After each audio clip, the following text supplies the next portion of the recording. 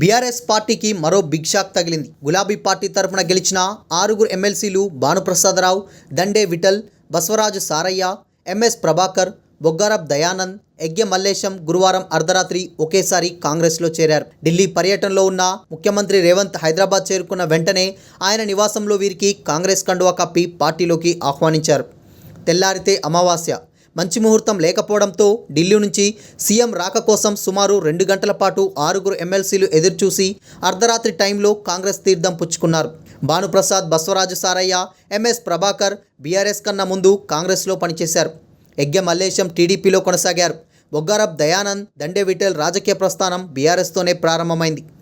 శాసన మండలిలో మొత్తం 40 మంది ఎమ్మెల్సీలున్నారు. వీరిలో గతంలో కాంగ్రెస్ తరపున జీవన్ రెడ్డి మాత్రమే కొనసాగగా, ఇటీవల జరిగిన ఎన్నికల్లో బల్మూరి వెంకట్, మహేష్ కుమార్ గౌడ్, తీన్మార్ మల్లన్న అదనంగా చేరారు. మరోవైపు పట్నం మహేందర్ రెడ్డి, కూచుకుల దామోదర్ రెడ్డి హస్తం పార్టీకి మద్దతిస్తున్నారు. 2 నామినేటెడ్ పోస్టులు ఖాళీగా ఉండడంతో త్వరలో అవి సైతం కాంగ్రెస్ ఖాతాలోకి రానున్నాయి. శాసన మండలిలో బీఆర్ఎస్కు ఎక్కువ బలం ఉండడంతో ప్రభుత్వాలకు ఆమోదం లభించడం కష్టమనే చర్చ జరుగుతున్నది. అదే సమయంలో కాంగ్రెస్ ఆపరేషన్ ఆకర్ష్తో ఒకేసారి 6 బీఆర్ఎస్కు చెందిన 6 ఎమ్మెల్సీలను చేర్చుకున్నది. శ్రావణ మాసంలో మరికొంతమందిని సైతం చేర్చుకున్న తర్వాత విలీనం ప్రక్రియ పూర్తి కానున్నది. ప్రభుత్వం త్వరలోనే కూలిపోతుందంటూ బీఆర్ఎస్, బీజేపీ నేతలు తరచూ కమెంట్స్ చేస్తున్న సమయంలో కాంగ్రెస్ పకడ్బందీ ప్లాన్తో చేరికలకు శ్రీకారం చుట్టింది. ఇంతకాలం ఎమ్మెల్యేల చేరికపై రాష్ట్రంలో రాజకీయ చర్చలు జరగ్గా ఊహకందని తీరులో కాంగ్రెస్ తన ఫోకస్ను ఎమ్మెల్సీలపైకి షిఫ్ట్ చేసింది. ఎమ్మెల్యేలు కాంగ్రెస్లో చేరుతున్నట్లు వార్తలు బయటకు రావడంతో బీఆర్ఎస్ అలర్ట్ అయింది.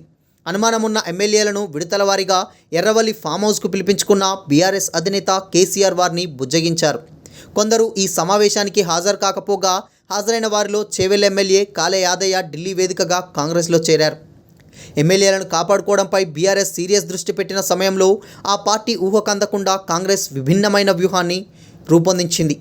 పలువురు ఎమ్మెల్సీలతో చర్చలు జరిపి చివరకు 6 చేర్చుకున్నది.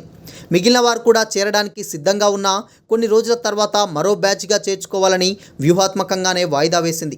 ఎమ్మెల్సీల చేరికపై దృష్టి పెట్టిన కాంగ్రెస్ బీఆర్ఎస్కు ఉప్పందకుండా జాగ్రత్తలు తీసుకున్నది.